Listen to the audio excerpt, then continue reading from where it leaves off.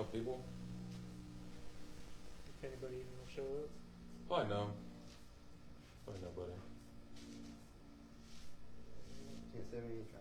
We didn't try, boys. I seen you wash shirts last night, though. I did. That was a I lot. told her I seen more than I expected. I was like, damn. Like, every time I turn, there's someone walking with a shirt. I'm like, oh, shit. Hell yeah. That was pretty cool. Nobody yet? Oh, there is?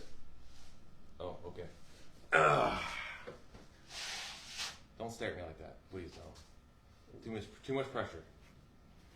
All right. You ready, boys? Ready? All right. Let's do it. This is the Let's Go Carl podcast. I am Brandon Yates, Big Business, a.k.a. Loud Carl. Thomas Braswell, Lil Carl. I run Outlaw Force. Josh Jones, street stock driver. They call me Big Carl. But he's big as hell. Not as big as real Carl, wherever the hell he's at. Yeah, we Carl's late, so he's going to get left out. Yep. He'll get here when he gets here. Josh, you want to explain the Carl story? What came to this?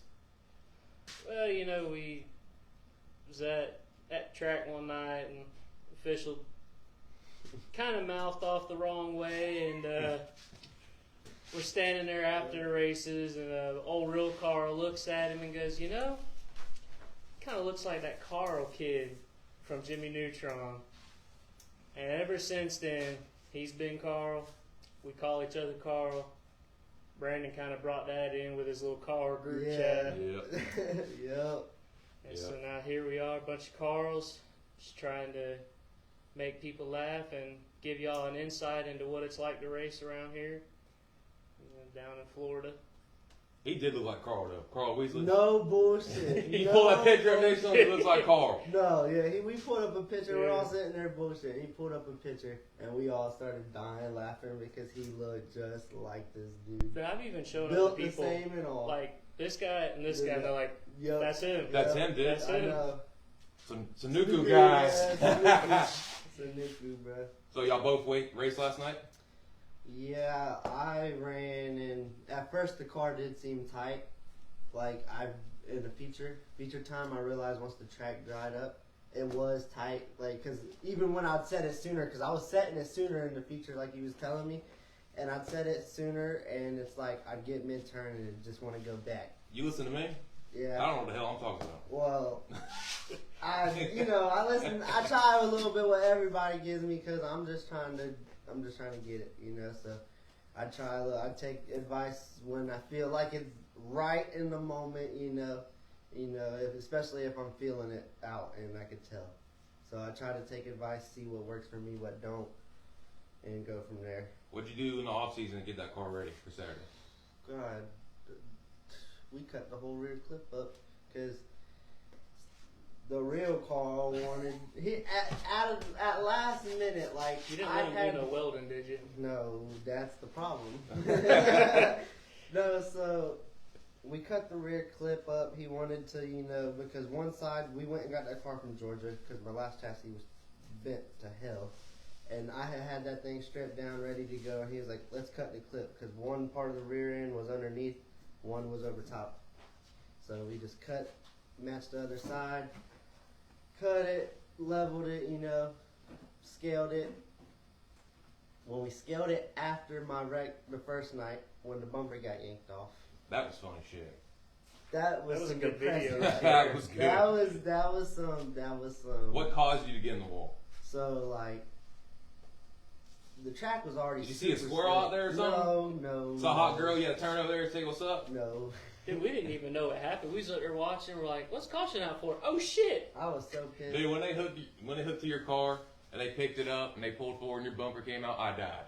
No, like that's the thing though. I'm sitting there, they're pulling me, and then I thud. I'm like, don't tell me. I said, don't tell me. I was like, don't tell me they just pulled this rear clip out of my fucking car. I turned and see the bumper. I just sat back in the seat. It was like, oh my god. Everyone in turn 2 started laughing. I was so pissed. Sounds like he's like, I'm glad it was the bumper, not the whole rear clip. Yeah. I had to go check the rear clip after. I really went and checked all the wheels on the rear clip after that fucking bumper. But everything was good. Every corner was welded. I was making sure he ain't missed no shit like he did on the bumper. But it was just crunch time. I had it ready, but with him racing all over in Clewiston, wherever, I helped him get ready most of the time. You know, he was racing. I wouldn't call what he does racing. That's riding around. Take it Cruising easy on the on racing I-4. subject. Cruising on I-4. Yeah, he was on I-4 just cruising. Nah, but I've been helping him a lot. My car was stripped down ready. I bought the aluminum. Aluminum sat for like 2-3 weeks. So we built it, got it out there. Didn't get to scale it first night, so it actually had negative bite. Had negative bite. Negative bite. I like when it. we put it on the scale, it had negative bite. I would have left it. Dog. That bitch plowed. What the fuck? I couldn't. But we got it set up now, and last night it felt good, but like when you said it was too tight, I couldn't really feel it in the heat race because it was still kind of slickish out there in them certain spots, so it turned like I want it. But when the track dried up, I'd get it turned sooner than later, and then it'd get like mid-corner and want to go back. Hey, bro, you're improving. Every time you hit the racetrack. I mean, it felt consistent last night. It felt good. you didn't grow up racing. No. So, This is only my third season. I raced 2 go-kart races. Won the first go-kart race. Got third in the second. how many go-karts showed up, too? No, it was Oh. like... Nah, that's go There kart was racing like now. 5. Remember when That we was was at kids? East Bay. It was When at we was East Bay, kids, there was so- a bunch of go karts. Yeah, no, there was still quite a few out there when I was racing at East Bay, but it definitely was dwindling, like you could tell. But I raced the champ karts. I raced 2 races. First race went out there. I think there was 5 of us. Went out there, won by half the track. Me and my dad walked the track in the intermission because you could go out there and walk the track. Yep. And he told me, he said, this black groove right here, this whole black line, follow it around the whole track and you'll get them. Oh shit! And I left them by half the track that race. Not real now. It's hold the on. real car. You're going to show up now? Listen, first of all, before the shit talking starts, I want to make it clear that I not only got bullied into going to the pool and getting drunk last night. Who got you drunk? He's got Gatorade. Your father. Are them Yates boys bad influences? No, they're bad. Hey, give him that picture. I heard Brandon was feeding you shots left and right. Dude, it was terrible. No, There's some room over here. No, I need a chair. Get that one. Hey, bring that. Right. There you go. Shop stool out. Here we go. I'm glad you got to interrupt my first episode. Okay, Thomas, so anyways, car looks good. Got a new wrap on it. Yeah, feels good. You happy about it? I'm happy with the setup. I might want to loosen it up a bit. Just a bit, just to get, a Couple little 2-tree wraps on the faster. wrapper. Something like that. Just to get a little faster. You got that 2500 in there? That's a good one. That's good. He might. I don't. I mean, we held him at 2850 off in the 23 last night, and we still got outran by a pea shooter, according to some people. So, Thing was digging though. you know, it's all good. We'll put the little motor back You in. can hear that, Probably right? win next time. So, I tell you that. You hear that, right? Clack. You drove up next to me here. Clack, clack, clack. Well, before we get too far into it, why don't you introduce yourself to the people? no, I'm Stephen Holball, driver of the 75 Street Stock and the 23S Outlaw 4. You had Sorry your, I'm late, guys. you had your busy night last night with both cars. I did. It was How was your week I had a busy 2 getting them 2 days. cars together? So I definitely was slacking with the street stock. We haven't raced in over a month. The Outlaw 4, we had to gather a bunch of parts because it got wrecked pretty bad the last time we raced. And so we really worked pretty hard all week. Friday night I had a bunch of help putting the body back on. Carl's. Carl gang. I was at work, sorry. It's all good. Nice shift, But man. Yeah. yeah, it was been pretty bad. We pulled it back around, and believe it or not, put it on the scales yesterday before we loaded up. Right at like what 4 o'clock, Thomas? Yep. At least And you it had was time to right schedule on the it. money. It was right. No, it was right where the fuck it needed to be. It was Didn't touch nothing. unbelievable. Couldn't believe it. So it was good. Sweet. Yeah, I done told him about my negative bite. Yeah. Yeah. Yeah, we put his on the scale. It had like 37% cross. I was like, yeah, well, this is not good. So a couple weeks ago, Steven, you had your first win at Street Stock. Yeah, How was that It was probably the greatest accomplishment of my career. This is my 19th full season racing. I had a couple of years where I only raced 3 or 4 times in that year, but it we had a lot of success in the Outlaw 4s over the years. Had a lot of great people helping me, got me where I was at. So, but the street stock deal, especially in today's world, Josh can attest to this. The class is so competitive that everybody knows my car is not exactly the best of the best, and it was a shock to me. So, but I'll touch on this real quick. Racing in general, but especially dirt track racing, is the most humbling sport there is. Yep. Because I go from winning that feature a month ago to last night. We had 7 cars start the feature, and I wheeled it all the way through the field to 5th after starting on the pole. So, I mean, it was a You good wheeled time. yourself backwards, Yeah, bro. yeah. Well, like I always say, that the East Bay Street Stock class is tough. It's full of great drivers and great equipment. I mean, there's no slacking in that class. It's tough. Everybody's got the best of the best equipment, and everybody in it's a badass. So Yeah, it's- absolutely, man. I mean, It's- you go from having a $30,000 race car to Steven having a squirrel built in the backyard, borrowing parts from everybody, and busting their butt. That's You know how many times he'd hey, ask your grandpa about that cam if he's got some lifters for it. My grandpa had an old motor out of old pickup Mhm. or some shit. When he first built the street stock, he threw that thing in it. That was a squirrel build too. He threw that thing in it. It ran decent. I mean, Yeah, we had a good built motor when I first put the car together, and the first night I ran it, I wiped the cam out, and it just put metal all through the motor. So we were kind of like at our wits' end on that point because just spent all that money putting the car together and stuff. So we ran a little motor last year, had a little bit of success with it. The motor that's in the car, we call it the boat anchor because it literally should have been classified as a boat anchor. So. When you took the lead of that, like when you got to the staging, did you have a mindset, okay, I hope for a top 5, or hey, I'm about to go bust their ass and I'm about to win this? No, it was man, we have an opportunity to run a top 5 here with these guys, and Josh, was there 14 cars? It was stout field. Everybody was there. It was 14 cars, and that it was like I told myself I pulled out on the back straightaway, and I started on the outside pole. Thomas Pratt was starting on the pole, and I'm sitting there, and I caught myself. I was like daydreaming. Honestly, it's kind of cheesy, but I was sitting there telling myself, "What would you say in victory lane if you won this thing?" So then finally, I just like snapped out of it, and I just shook my head, and I'm like, "Man, shut up! You're not gonna win this thing." And but my whole goal was, and I told myself, I'm starting on the outside pole. I'm notorious for jumping starts, and the people in the tower know this. So I'm gonna let him get the hit. So I even let him get the hit, and I just put it to the floor. And I beat him to turn 1. Didn't think that was gonna happen. Beat him off of 2, and I know he ducked underneath me a couple times, but I never seen him after that. And I just kept waiting for him and Timmy just to come driving by. But you felt like you could hear them. Yeah. You felt like they were right there. And then like the last 2, at least 2 or 3 laps, I really started backing my corners up because I heard him get underneath me one time because I made a mistake in 1 and 2. Car pushed real bad, and I heard him get underneath me coming off of 2. Yep. So I started backing my corners up, which I'm also notorious for that because I don't want to make a stupid mistake. So it really slowed the pace down, and he was all over me at the end.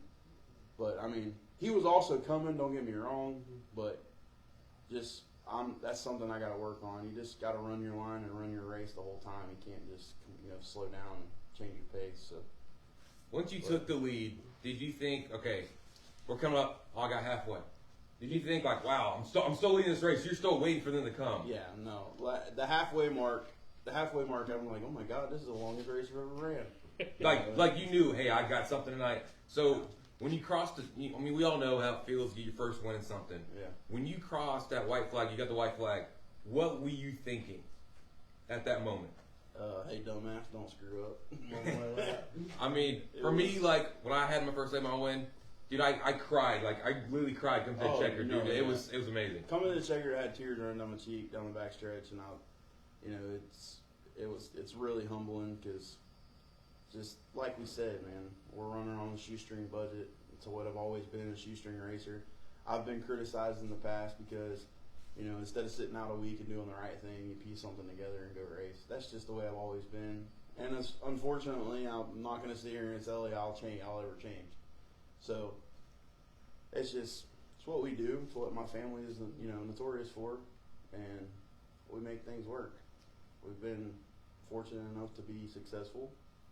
Well, and to attest to how strong that field was, there was, like we said, about 14, 15 cars. Mm-hmm. How many cars did you lap? And we went green to checkered, all 15 laps green, Mm-hmm. Yep. and the rest of it. And the one driver was a rookie, but the rest of the field was half a lap. I mean, dude, you had Tim Gay.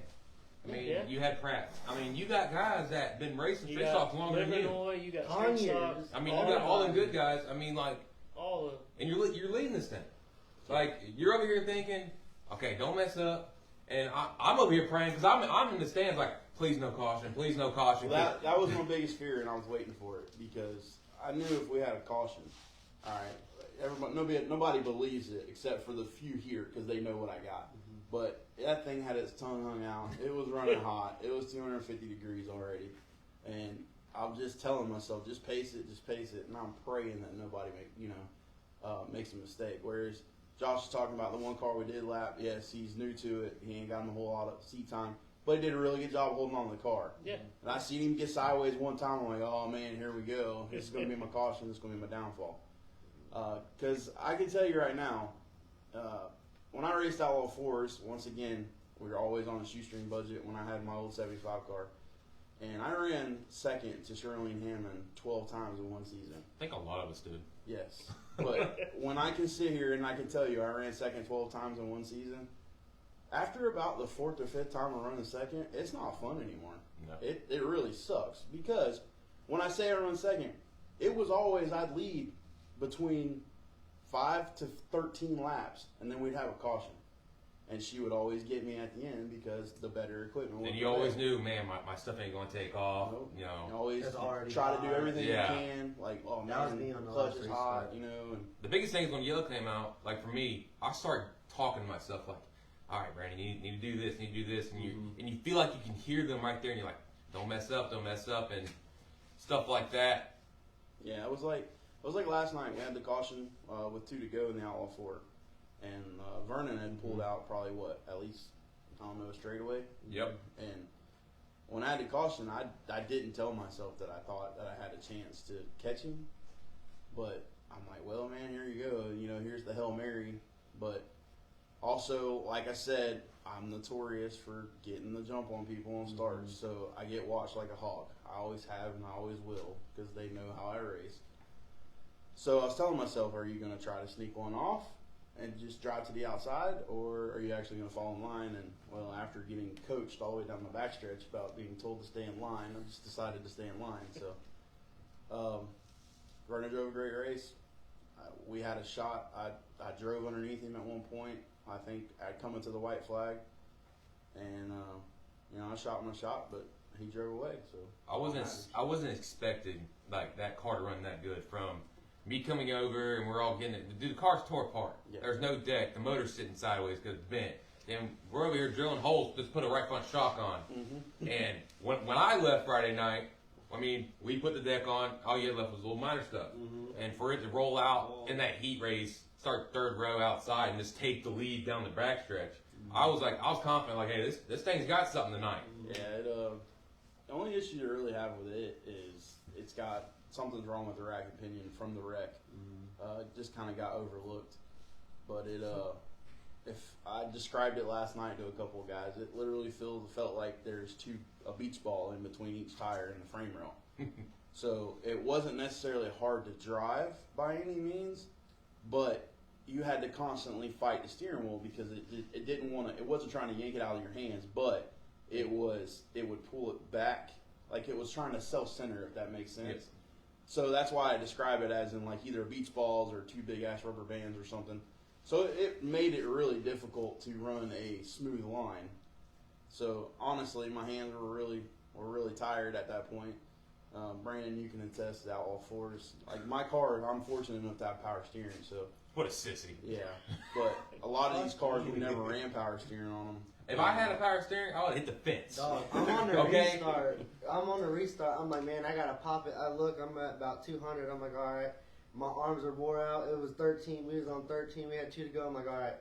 Because I was starting to gain on Randy and Brad Button last night because they were fighting, and then I was getting a consistent line and gaining, and then we had to caution. I was like, all right, I got a chance. They've been fighting. I've been gaining on them. I just got to run that line. I popped it, and then I throw it low, and like I tried to I stayed back. I wasn't trying to be right on their ass because I was trying to get a little run up, and then throw it low. I threw it low. Couldn't get Randy got high in one, and then, like I said, I'd set it early, and then I'd have it start to go right in the corner, and then once it got in the corner, I just lost it a little bit. I didn't hold it that turn. If I would have held it that turn, I might have been able to get under him, but we went down the backstretch. I put her down, and she just if she didn't have the power she did in the beginning of the race, I definitely could tell. I'm going into 3, coming out of 4. I'm looking down the temperature. It's about 220, 225.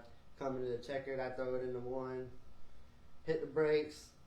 It's coasting out of 2. Fucking, it just died. No clack, clack, nothing. Just turned off. I look, it's 235. I was like, yeah.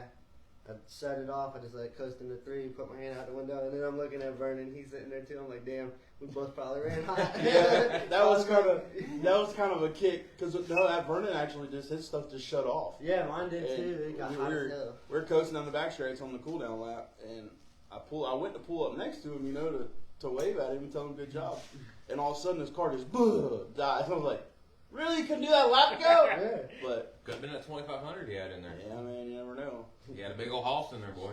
Last night the 2850 didn't like it. So what can I say?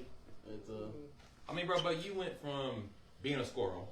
I mean, let's be honest. Yeah. You went from being a squirrel to holding your line, getting better, explaining to us what the car is doing. I mean, bro, you're doing a good job. And I'm getting help from a lot of people. Steven, he's helped me a lot. I wouldn't be as far as I am really, because I had an old chassis, the whole door bar rotted underneath me. If I took one hit to the door, someone's gonna be in there with me. He's seen that. I practiced the car one night. He said, hell no. That next week, he got a chassis from me, brings it to the field. He goes, hey, start sanding and painting. We started sanding and painting it. We started building it. And we built it right when, school and COVID, everything, COVID hit. School shut down for the last few months of the year. So I was over there working on it every day. If I was lagging in schoolwork, I'd be sitting in the car while I'm doing my homework. They're doing their couple things on their cars, doing little stuff on mine, getting it done. I mean, for me, like, if my grades weren't good, Mm-hmm. I didn't get to race. That was me too. My dad. That was it was not only your dad. That was an agreement when we built the car. Schoolwork's got to come first. It's most important. So, he did what he had to do. Now he's an adult, living the adult life. So Yeah, Josh, not as fun now. what are you doing down there? Why aren't you in my conversation? Man, y'all talk about the Outlaw 4s. I don't know them Outlaw 4s. They're just a big pile of turds. That's all they are, brother. It's a big taxi cab. Go kart with 3 more than I think I've Yeah.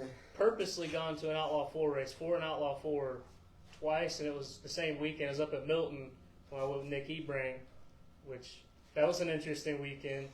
Racing your little motor against some That real 2850, them son. mini stocks that are as expensive as my street stock. What was our going joke that weekend? We brought a knife to an AK fight. Yeah. It's like it wasn't even a gunfight. It was like them guys were bringing freaking rocket launchers out and sitting on their shoulders. So You could hear it down Australia. Them things were just screaming, Yeah. and because they could turn them big motors, what 9,000? yeah, they turned 9,500. Screaming. I mean, it was. That was an interesting weekend, man. We thought we was going to have that first night off because it rained on us the whole way up there, and then we get there and we get through the night, and I thought we was all good. I didn't even see the wreck that Nick had got in.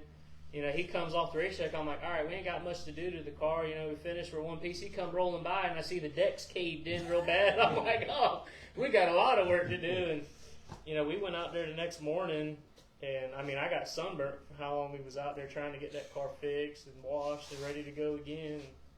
Yeah, it was fun. It was an experience. That was an interesting racetrack. I mean, I'd love to go race with them again, but another issue is we couldn't agree on weight. You know, between That the was difference of cars, and That's the hardest thing about going somewhere else. they always look at you. Well, you got a full tube car, yeah, but you have 100 more horsepower. Than I Right. do." They thought y'all's chassis was a bigger advantage than Did the they run motor, bigger but- tires? Oh yeah, They run wider tires. run 10-inch tires and beadlock all the way around, so it's like. You can't. They have more tire on the ground. Yeah. And the tech man laughed at us when we rolled through tech, and he goes, "That's what you're running for a right front tire?" "Yes, sir." He goes, "Yeah, you should probably go work on that. It's a little too hard." I mean, when he literally looks at you and say that, because they got American racers punching 40s, you know. Damn. So it's like, yeah, no, we're in trouble here. Yeah, so that's my experience with the Outlaw 4s. Is Yeah. just that one weekend. Josh, 2 weeks ago, you wanted to race. Wanted to. So, you were in the Barstow machine, right, Friday? Yeah. Yeah, we you know, we had some engine trouble with the 05 and waiting on that to get done, and let our sponsor, Mr. Barstow, know we wasn't gonna make it, and he keeps his backup car at our shop, and he said, well, just jump in my car and take it. And I really appreciate him letting me do that, give me a car to race and let me try to get some points. Unfortunately, we had a little rough time getting the car to run. It was breaking up real bad, and Brandon even threw his carburetor on there to try that. We was setting the time in, changing everything, trying to get it to run right. And before I got for the feature, Brandon looks at me, he goes, what does your car need? Just a motor. Is you sure? Yeah, he goes, you want to put my motor in the car? I go, that's going to be a lot of work. Are you available tomorrow? I'm supposed to go fishing tonight, but maybe. And sure enough, we got home about 2 o'clock in the morning from the races, and he was back here at the house at 8 o'clock going to work, getting in. Unfortunately, nothing from his late model motor transferred over to the street stock. We had to change flywheel, we had to change power steering, might have borrowed a power steering, might have borrowed some parts off of that backup car, and had to change the gear. But we made it. Brandon was still setting the toe as I was going out for hot laps with my car. And we got it to within about 1.5 inches or so where it needed to be, and just kind of went for it. And, we spent that whole day thrashing, and we made it. We made it work. A lot of people told us we was crazy and said there ain't no way you gonna make it, but That car was bare. it Car was bare. It was rolling chassis. My shocks how was it's on sitting. Barstow's car. I mean, it was. That's crazy. It had the wrong Nobody gear did. in it for a crate motor. It was a rolling chassis pretty much with a body on it. So we knew we had our work cut out for us, but we said, we'll try it, and if we don't make it, we don't make it. But I want to at least, give it a shot. And thankfully, Brandon come over and worked his tail off, and we went out to Lakeland, got some parts, and we made it work somehow. Struggled a little bit that night, but we was there, we raced, we had fun. And then I made the mistake of letting Brandon talk me into going to Dallas Bull after the races. That's what happened to him. See where that got us. Jesus. He's late to the show. Hey, no, I get here, I go, was he feeding them drinks? Yeah. I was. Hey, I go, round shots for everybody. Steven goes, what's this? I don't know, drink it. Oh, no. Okay. I was like, well, it's not bad, but he goes, yeah, give it about 30 minutes. I said it sneak up right on you, bud. Oh, man. So, But we didn't even have a drive shaft that fit either. dude, we had to change everything on that because you had that high dollar BS over there like you in NASCAR. We didn't have no gauges either. We was kind of racing. We didn't on have an oil dirt. pressure gauge. No oil pressure gauge, no water temperature Water gauge. temp, so I didn't know what my motor was going to do. I was just praying it stayed together. We knew what RPMs it was running. That was about it. Hit the chip halfway down straightaway. Nice. See, I was doing the same shit whenever I was getting mine together for the first night. I had to put body on it, everything. I had to put oil pressure gauge in there because my water temperature was good. Oil pressure gauge went out. I had to put a lot of shit in there. Do you actually wash them though? Do you actually look down straightaway while you're going, or what? like? Or do you just go check your? Oh shit, we're 270. So Well, see, that's what I like We about the have digital enough gauges. cautions. They flash at you. Yeah, well, we have enough cautions too, so it's like, I'll like if I can smell something or it don't feel right, I'll check real quick while we're under green. But we have a lot of, we end up having cautions beginning, middle, or end. And at 13, it was at 2, and I was like, okay, we got 2 laps. I'm gonna finish this race, you know. Right. And I just ran it, and then it died going out of 2 after the checkered, and it was at 2:30, and when I got back in the pits after I let it cool down, it started right back up, Yeah. on all 4. Wasn't on running on 3. My grandpa said it was running on 3 cylinders, but it was running on 4. It sounded great. I might need some plug wires, you know. Yeah. Them are old. So with my gauges, I position my gauges in my car. I move them all the way to the right, and a lot of times I'll actually turn them to where they're kind of facing at you. And the reason for that is, and I also twist the gauge in the car to where the normal needle will be pointing straight up and down for a normal oil pressure or normal water temperature. So I don't look at them going down straight away. What I do when I set the car through the corner, because in a dirt car, most people that race dirt know this, you're looking out the right front. You're not paying it, you know what I mean? When the car's set in the corner, you're usually looking out the right front. So I'll just glance. I just barely drop my eye, and then usually do that like every 2 laps. A lot of times, like a lot of people will tell you, like you can't be worried about that, depending on the class. Like in the street stock, you ain't got time for that, especially not when you're racing door to door with somebody. Well, that's why I like the digital gauges. Is if I get just a shot, look down, all I gotta do is glance down, and if something's flashing, Yeah, you then know I need to take a something's wrong. look. Yeah. If nothing's flashing, I'm good to go. It's a real quick look down. Now, I will say that hot lap session I ran Brenda's motor, I was watching that RPM, making sure we wasn't turning it too hard. That's the only time I've ever really stared at a gauge. I mean, because I knew he was worried about it. He coming in and he goes, "What it turn? What it turn?" I didn't know what my motor turned. I said, "Man, it only got on the chip one time." But, See me, if I like Volusia, Nemore, and all that, we don't have a lot of yellows in late models. I mean, if it is something bad happened, like there's a pile up. So my thing is like, if I'm leading, I don't know what it is. I don't look. I'm focused on hitting my line. But shit, if I'm running like 18th, yeah, I just stare at it and make sure everything's running good. Well, yeah, because at that point, you're not got much to lose. If you're running 18th and it starts running hot, well, I'm gonna pull off. I mean, me like when I won at Volusia, it said 250. I said screw this. We got 2 more laps.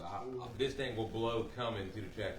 And when we won, Dad's like, how hot did the car get? I'm like, you don't want to know. just know I have a new one ordered me at the shop, by Monday. Yeah, let's not talk about it.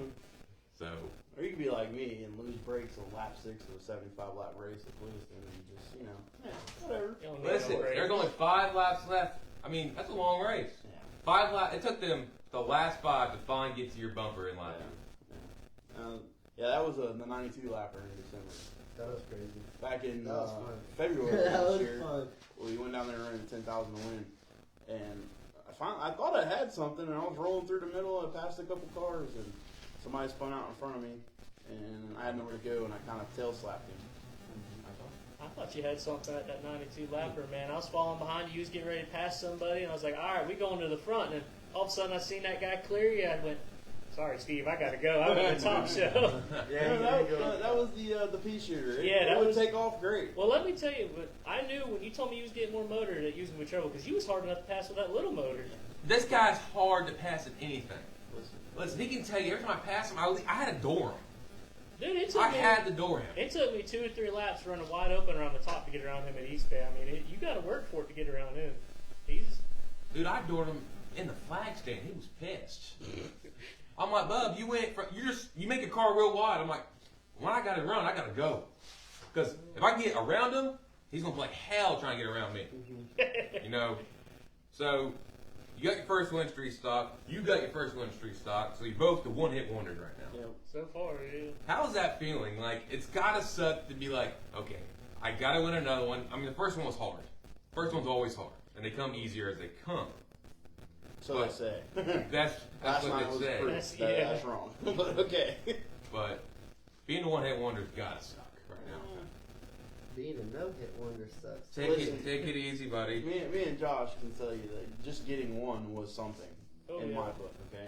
I mean, I even said it when we won the last race. Like, if I don't win another one all year, I'll still be satisfied. I won a street stock race. Now, do I want to win? Absolutely. It was deep down, you're like, I want to win everything now. Well, my whole thing is now I feel like I got something to prove.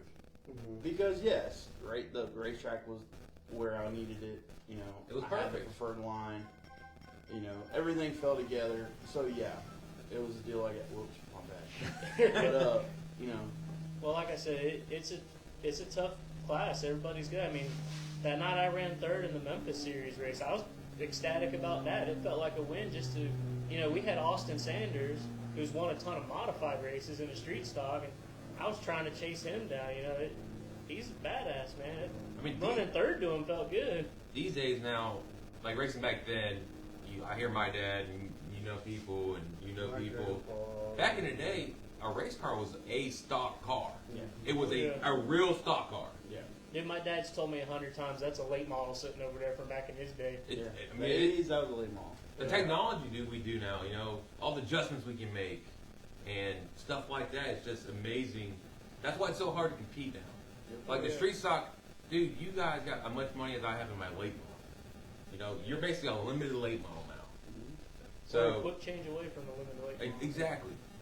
I mean, So- they're even letting you run tubular chassis now. I mean, even in the late model, like I want to win, but even me, I'm like I'm on a budget. You know, these guys got toters. They got 4 sets of tires they can mount on. They I good got backup I tires. got 1 pair of shocks. I got 2 sets. That's what I got to work with, boys. That's it. So when I win or I finish 5th or something like that, that's a win to me. Like when I go to these new racetracks, I'm like, shit, we finished top 5. We never been here. There's 18 cars deep. See, I'm the same way because everything I got on my car, that's what I got. I got old tires from 4 or 5 years ago that ain't even the tires I could run as a spare. And if I finished the race, that's a win for me. You know what I mean? Like last night, I ran consistent, finished the race. Car died at the end of the race, but I finished. It started back up, felt good. You know, had a fun time. You know, it was a blast. And even in the Outlaw Fours, I know. You know, it's a lower class, but it's even still tough with all them guys out there. You know, that have been racing that class for years But bro, and it's- years and years. It's really not a lower class to me. To me, that class has such good drivers. I mean, in that class, it's momentum and being smooth on the steering wheel.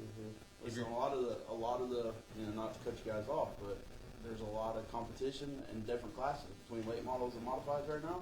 They started in Outlaw Force, and that class will teach you a lot, and it's part of the reason why I feel like I got success in other stuff because of the simple fact you have to be so smooth, you have to be on top of the wheel the entire time, and you can't make mistakes because everybody jokes, yeah, it's an overgrown go kart. No, it's a race car, but you got to drive with a go kart mentality because you don't have the horsepower to make mistakes, you know, and stuff like that. So it's I can tell you, I raced with Josh Peacock, Wallace Peacock. I raced with Jeff Conyers back in the day in the mini stocks. Dixon? Dixon, you know, they all started somewhere. You know, Shane Burrows, Jamie Burrows. I raced with Jamie for a long time. You know, and which we had a lot of fun doing that. So you got a lot of good competition. I mean, look, you got guys like Danny Bowman Sr. race mini stocks for years. David Smouse, track champions. You know, like back in the day, back in the early '90s, it was Bill Howard. Yeah. You know, Billy Howard. You know, so it's like. I am glad to see that class come back. I remember it was pretty down there. I It mean, felt good having that much cars last night because that's about the most cars I ran in a race because we're used to our normal 8 to 10. You know, our normal 8 to 10 show up. You know, I'm like, okay, I can maybe pull a top 5 out, whatever. Maybe top 3 if some, you know, there's pile ups or whatever. Everyone's running hard. But 13, I was like, you know, I just need to be consistent. I was like, I got 7 more people behind me. I started 7. You know, I had 6, 7 more people behind me and then 6 in front of me. I knew I was dead smack in the middle of the field on the start of the feature. So I was like, just run. I know who I normally run with, you know what I mean? And try to catch them guys I normally run with and make clean passes, you know? And I'm going to give props when props is due. I was talking to my girl last night and I was like, God damn it, I was running a consistent line, running line, but Rochelle was holding her line. She was running damn good last night. She did good. She had motor issues. It happens to the best of us. But I was starting to catch her, but I couldn't get her. I couldn't get to her. You know, she's doing good, and I'm happy to see she's doing better. because now races are just running. We're running, and like last night was a really good race. It was a fun race. I had a good time. I It remember was a when that class was. There was a night where y'all rolled up for feature. Brandon was in that race, and some guy looked at me and goes, "Jones, is this a feature?" I go, "Yeah." He goes, "Why is there only 3 cars?" Yeah. Yeah, man. That first Friday, everyone was wrecking out, and that was just. I feel like more or less that was everyone just rushing to get their stuff together, all the bugs, all the problems, And I get in the infield because I spin out twice, and I spun out. They tell me to pull in. I was like, okay. I pull in, and then I'm sitting there watching the race. Another car's pulling in, then another one, then another one, then another one, and then it only ended up with 2 cars that finished that feature. Oh no, this was 3 cars that started the feature. Well, let me tell you this, and Stevie can say yes to this too. When I started in Outlaw 4, came out of the go-kart, my first practice was with Steven. Mine, Yeah. And we had radios and everything, and finally, I mean, me racing, I give the pressure, because in go-karting you give the pressure, make a mess up. Well, I was on Steven. Either I was going to shove him a little bit, or he's going to get out of the way. All right. Well, let me preface. Oh, God. Stop I it. want to make this known because the protege here likes to bring this up a lot. But I raced the night before in my car. My right rear tire had cords hanging out of it. Homeboy is in his sister's fresh car that ain't been racing 2 months, and it had brand new tires on it. So let's go ahead and make that clear, Brandon. Oh, my But Lord. yes, no, all jokes aside, he did. He was all over me, and then John finally had to come over the radio and say, "Diggin, you might as well let him go, because if not, y'all are gonna wreck." And I was like, "Yeah, that's a good idea." So even a lot of people told me, like, when I got in that class, once you move up, the Outlaw 4 is the hardest class to race. Because, a lot of y'all don't run power steering, but it is what it is. Well, I didn't believe nobody. I'm like, man, y'all crazy. Like, these cars are easy. Dude, when I got to a late model, you got power steering. Oh, yeah. You got a bigger tire. Man, I got a right rear I put on against the fence now. Yep. And racing that class that long will make you a better driver. Oh, yeah. I mean, racing that class made you a good street truck driver. Like, so, what kind of plans you got, Josh, left? And just get through another week and hopefully get the motor back this week, get it dropped in, get the car scaled out, and try to get it wrapped and get ready. We're gonna try to make it down to Hendry County for them Twin 20s, finish out the Memphis series, which I was glad to see they did that series. That was really cool. That was cool. That was a lot of fun, and I was glad to be a part of it last year. I was part of the driving force of getting my car done like I did. Me, Austin, and Amber used to be really good friends. They're still great friends, but we used to be really tight. I was around when Memphis was around, so I hated to hear that. That's why I was really glad I was able to be a part of that series. I'm glad that Ken's doing, Well, I think the other thing that makes it cool is it's 2 racetracks that work together and put a little series together. I mean, And that's hard to do now. you don't get that very much here give a in shout out Florida. to Billy. Billy was definitely a part of it. Yeah, And David McCormick. Yep. there's a lot of good people behind that series. Yeah, that was. I'd like to see more of the tracks getting together. I mean, it's nothing to have 20 street stocks in Hendry County and 25 up at Ocala or North Florida, wherever. Yeah. On the same night. It was nice to see 2 tracks work together and say, hey, let's all race here one night, and give everybody a good field of cars. Yeah. Definitely. Makes for better racing, definitely. Steven, what do you got coming up, Bo? Well, same thing as Josh. I'm gonna, get the car out of the trailer, get it cleaned, and I got to go through the fuel system. Definitely have a fuel system issue. Figure that out, and it's probably something as simple as a clogged fuel filter, for all I know. But we'll figure it out, and I want to try to make it down to Clewiston for the Twin 20s. And What about why not? oh well, we're wanting to go to Why Not in August. I'm shooting for Why Not in August. I would like to go back in November for the World Series. I mean, now. bro, even to make the race Oh yeah. is something you're saying. Like, dude, I'm from Florida.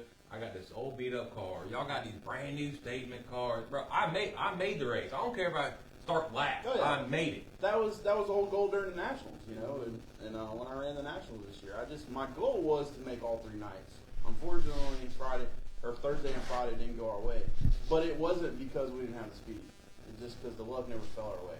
Right. we were fighting for a transfer spot every time we were on the racetrack. Every time. It wasn't I got out, I went out there and ran dead last. It was so the Saturday night show was the fastest we were all week after we've been working on the car, and I went out there. I had a transfer locked up in the heat race. I screwed up and I spun out.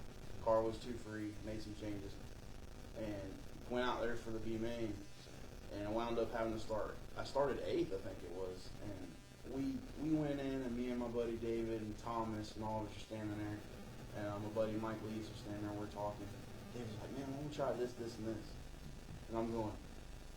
He goes, "What do you want to try?" I said, "All of it." We're swinging for the fence. Every night. Hero or zero. It's like the Every problem night. is all 3 days that we ran the nationals, Changed it. the car was tore to pieces every day because we changed something. We tried something different. And my buddy Chris Walker lives up in Panama City, Robo Hutchison. They really helped us out. They gave us a lot of useful information. And, I took nothing for granted. Like, these guys they're competitive everywhere they go. And, Chris is like, "Hey, man, I got a set of shocks. Let's bolt them on." I'm like, "Hey, brother, if you think you're going to help, let's try it." Yeah. And, man, I'll tell you what, made a different race car. But between the heat race and that B main that Saturday night, man, we changed front spring. We put spring rubber in it. We did all kinds of stuff. We changed the right rear spring. We changed stagger, all this other great stuff. And we did all this in like 20 minutes. It was And, on jack stands. I mean, tires off. We made huge changes and huge gains at it. And, David says, "Man, all you got to do is make it a transfer spot, and you're in the show." And I'm like, "That's the goal." Well, It's easy to say that. we did more than that. Started 8th and drove to the lead on lap 2 and never looked back. And it was that was crazy. that was awesome is what that was, because we did it in front of a large field. You did didn't it in front of a expect large that. crowd. You Yeah, did it on Flow Racing. on flow racing of all things, Flow and on top racing. of that, that was my first ever Cruiser sanctioned event, and that's the best of the best. It's stout field. So it made me feel good, And then we didn't really have a whole lot of time to turn the car around come feature time. So we started towards the back. We finished towards the back. I started I think 17th and I finished 14th in the A main on Saturday night. So I can't complain. We ran the whole race. You made the show. It made you feel good. Yeah. All them cars, man, they race every week. Yep. And then we showed that speed. So then Saturday night I was like, you know what, we're gonna load up and go to North Florida tomorrow. Yeah. It's $1,500 a win. And they capitalized on all the guys going home. So we drove up there. I ran second in my heat race, and I was running second in the feature. In the striking distance to the leader, I felt like I had more, and we broke a rocker stud. So I dropped the cylinder, but I still wound up running 4th up against a stacked crowd up there. There was 20 cars, and 15 of them were able to win the race. So it was, it was a good time. We showed out. We showed up and showed out. So that was the whole point, and it was a good long week of racing. It was fun. So and made it fun, made it worthwhile. It was exciting because I was helping Brandon Smith that week, and I knew you were in the B main. So I'm back there changing tires. I pull up race monitor. I'm like, okay, starts 8th. Put the phone down, change some tires. By the time I look back, you're in the freaking lead. I'm like, what the heck? Everybody wrecked? Did everybody wreck? Like, what happened here? We had a red flag. And I end up watching the video, and you definitely just spanked their butt. Well, and then a lot of the biggest thing about when you're running a 3-night event like that is seat time. Unfortunately, in today's world, with us racing here at a local level, we don't get practice and stuff like we used to. And I feel like in Thomas's situation, it's a big issue. I promise you, because every time I get in my car, I'm learning something new, doing a different technique, feeling better, and Do you doing even know what faster. you're doing? I'm getting there. It's a learning process, every bit of it. Every one of us still learn, you know what I mean? But it's like, if I had that practice like it was whenever I was watching my dad and him race, I feel like that more seat time would help tremendously. Yeah, to man. your point, we And don't for have all practice this nights younger, anymore. for all the younger racers now too, because the practice nights it was like every Thursday. If you race that Saturday, every Thursday or Friday night, you could go practice, and it takes away from the younger ones. I mean, even my first start in a street stock, which again, Mr. Barstow, thank you for giving me that opportunity. Yeah. I mean, I'd never driven a car with power steering before. I drove that car that morning around the shop. That was the longest I'd ever driven a manual transmission car. Was around their shop, and all you had to do is hot laps and then throw them right to the wolves in the heat race. You didn't have a chance to get some seat time and feel it out. It was here you are, go for it. Yeah, see, my first start was very similar to yours back in 2004 when I first started. It wasn't because we didn't have practice, it's because the car didn't get done until 5 o'clock on Saturday. Yeah. Same thing, we deal with Thomas on a, Daily basis. Yeah. But we showed up to the racetrack, and I was 14 years old, and I didn't really know how to use the clutch, So it was, my uncle said, get in the car, push the clutch in. They pushed it back. He said, put it in first gear, dump the clutch, and I did. It came a long way since then, but, I was at practice every Thursday night. And if it didn't matter if I was, and Al would commend me for that. He would say, look, like, I know you're getting better and better every week, and he goes, you're here. He goes, other people ain't showing up, and they want to know why they're not getting better. Like, it didn't matter to me. I was making laps. I was out there burning up tires. It didn't matter. I will say, Al's good at, if he sees somebody improving, he'll let you know. He's good about that. Yeah, well, everybody deserves an attaboy, and Yeah. everybody. I don't care who you are or what you're driving. If you show up to the racetrack on Saturday night, you're there to have fun. Everybody deserves an attaboy. I don't care if you're driving a Gladiator 4.6 or if you got a late model. You're there. You're helping putting on the show for the fans. So. Like yesterday I had Mike Horn came out of the car. The car looks great, bro. I had random people. I like the car. It made me feel good because we put a lot of work into everything. It takes more than what it takes a village to build these cars and maintain and do what we can, And it feels good, that people see it and like what they see, and we hear it. Yeah, I wanna give a shout out to the modified feature last night. It was pretty good. But I do want to give a shout out to John Bradley this morning. Yeah, I'm so glad. When he climbed out of that car, man, I was so relieved. Shock, man. Yeah, especially you see the safety workers on the scene start calling other safety workers over to check on him, man. It makes you nervous because that was probably one of the hardest hits I've ever seen. He had nowhere to go. No, I mean, committed to the corner. he did what we're all taught: turn the car, hit him with the door, and dude, he just had so much momentum. It just sounded horrible. Well, let me tell you, John Bradley's one of the best people at the racetrack. He has helped me in my car. He's helped Mr. Barstow with his cars. I mean, he's the reason I'm half the driver that I am today. I mean, even my first start in the car, he come and talked to me and he said, look, this is what you're doing wrong with the throttle. This is what you need to do to fix it. I mean, he's helped me come a long way. He's an awesome guy. Yeah, unfortunately, I'm pretty sure he lost the race car last night. Yeah. I got to look at it. Definitely lost the fuel cell. Yeah, so Hey, it was. but he's not hurt. Nope. No, The race car did its job. Yeah, Doesn't matter. he climbed out of that car under his own power and was telling him how to hook it up, get it back to the trailer. Yeah. Yep. But I also want to give a shout out to my boy David Pullen Jr. Yeah. Had a hell of a run last night. He did good. Got caught up in that whole mess with him and Eric Moon, which is unfortunate. But he pulled the old Sterling Marlin last night and got out of the car because somebody told him the right front shock was broke under a red flag, and he went around there and decided he was going to work on it. Yeah. So I was joking with him. I'm like, hey man, I give you an A for effort, but he pulled a, well, I didn't know we couldn't do that. I'm like, come on, man.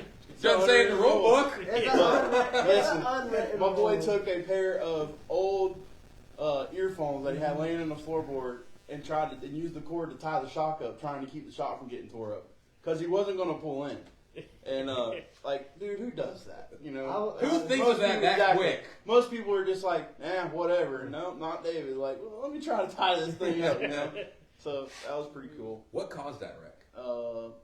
Honestly, I think it was just racing contact between him and Eric. I think Eric broke the tie rod or something in the middle of 3 and 4, and he gassed it up, didn't realize it wasn't going to turn. They made contact. David went flying through the air. Yeah. And but everybody, you got, at that point they're running like 3rd and 4th, so it's like you got 10 other guys behind. That are still racing, not realizing what's going on. So. All I know is people got heated after the wreck, but my thing is, like, they need to understand what happened. Like, instead of yelling at the guy, hey man, was that on purpose? Just tell me right now, Yeah. But obviously, I could tell. But as a driver, you're like, this mother effer just ran into me. Like, They had a good race going the entire time. David was better up off the bottom.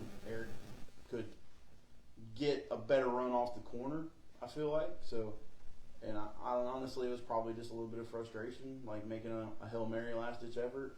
Whatever, it's racing. We all do it. But that was a good time. So I see Bubba's is waiting for a schedule to come out. You going or what? Yeah, as long as it don't interfere with the points not East Bay, we'll be there. That's the plan, is to go run some bubbles, go run some Hendry County, and You like Bubba's? get I out. love Boulder. This is a driver's racetrack.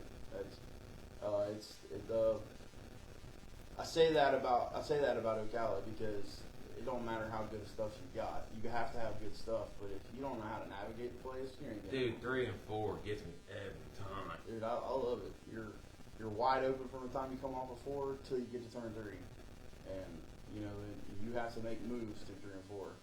The last time we were there, I didn't really have a good break, so it was really sketchy trying to get it woke down going into 3. But it, like I said, I love the place. I always have. Loved it in the mini stocks. When we go race up there years ago when they first went back to dirt with the Outlaw 4s, you'd run down the back straightaway, and the guys that race there weekly would lift freaking half straightaway before you would. And they'd be like, "Oh, y'all are illegal." No, we're just driving it in the corner harder. You wouldn't believe what's in this car. Yeah. Came out with a Ford Ranger. Pulled it last week. But yeah. So we definitely plan on making some runs up there. I know, Candace and them, they really put on a good show when we're there. It's usually quick in and out, and That's the only track I see though. I mean, for me, if it don't matter if it rains till 6:30, Bubba will get on that grader, and we're racing tonight. We might race at 3 o'clock in the morning, but we're racing. He might jump back on the water truck. I've seen him do I've that. seen him do that too. Before a feature. Oh, put the water on it, boys. yeah, it's I mean, in Al's defense, when you got the noise ordinance that we have here in Hillsborough County, it's rough. It's definitely, it doesn't make it easy. So a lot of times, just like when I won that feature last month or whatever, and the lights went out right at the end of our feature. Oh yeah. Like you got to make a judgment call. Because the simple fact of the matter is you don't make that call, and then now we're going over on noise ordinance, and he's going to hear from the county, and there's fines and ensuing stuff. So even though you get frustrated in the moment, but you also have to understand that there's other factors behind decisions that you make. So Right. Well, Josh, you got anything? I think that's it for us. I mean, I'm excited to get back out to East Bay. Got a little bit of work done on the motor. Gonna have a little more horsepower and see what we can do and try to keep up with that number 75. That guy's tough, man. Dude, that thing is a cheating son of a gun. That guy cheats all wait a day second, long. more horsepower. I don't know. I don't think we need any Hey, more of that. that is a true squirrel, Squirrel found its nut. Hey, every girl gets a nut. That's why you got that win. Yep. So, Thomas, you got anything, brother? No, my car's pretty set up. I'm liking it for the moment. I'm gonna go, bolt check, wash it down, put it on jack stands, normal stuff, and get it ready for next race, And unfortunately, we don't run too much at other tracks, I'd like to run Hendry and Bubba's. I have never raced at Bubba's. Bubba's looks fun. You probably shit your pants first time. Probably. You probably should. 1 and 2 looks wide. Yeah, we'll make sure we take some spare front end parts and we go. Got You you. better bring everything. Joking. A whole nother car. Oh, well. Didn't your car end up in the wall? Brian. Yeah. Yeah. He came out of 4. Yep. That was the first Oh, time yeah. that it got wadded up bad. So. Yep. Steven, you got anything, brother? No, I honestly just want to, thank you guys for starting this because I think it's going to be fun. Mm-hmm. I just want to give a shout out to my sponsors. Not really going to go into detail about everybody, but AJ Harris Plumbing, LaRoche Towing, Miss Vanessa, can't thank you enough. Just everybody that keeps us going, and just looking forward to the next one. We'll try to be better. You Come got, back. you got a lot of sponsors. I've got a few. Yeah. I got one. Yeah. RCP, baby. Yeah. There you go, man. Hey, I've been with them for, 5 years now? That's not more than that. Thomas, what you got, man? I got Majestic Fabrication, Bubba J Manufacturing. I got a couple people Majestic Fabrication keeps me afloat. They help me a lot, you know, because being young is hard. Got a baby on the way too, so I gotta save, you know, make it happen. Just got a place, so I'm working on things, you know. And he's really been helping me keep racing because I've honestly contemplated stopping to get my shit straight, but you know he's been helping me. It's East Bay's last season, so I could finish the season, you know, figure out what I want to do, where I want to go race, and go from there. Really. So every Sunday at noon, we're gonna go live. Mhm. We're gonna be on here. We're gonna be BSing, some shop talk. Dave, you got any comments? There's no comments? No? Well, I'll No. close out thanking my sponsors. You know, Tampa Test Kitchen, Multi Roll, Deluxe Wheels, Barstow, all a bunch of great guys on me. LaRoche Towing.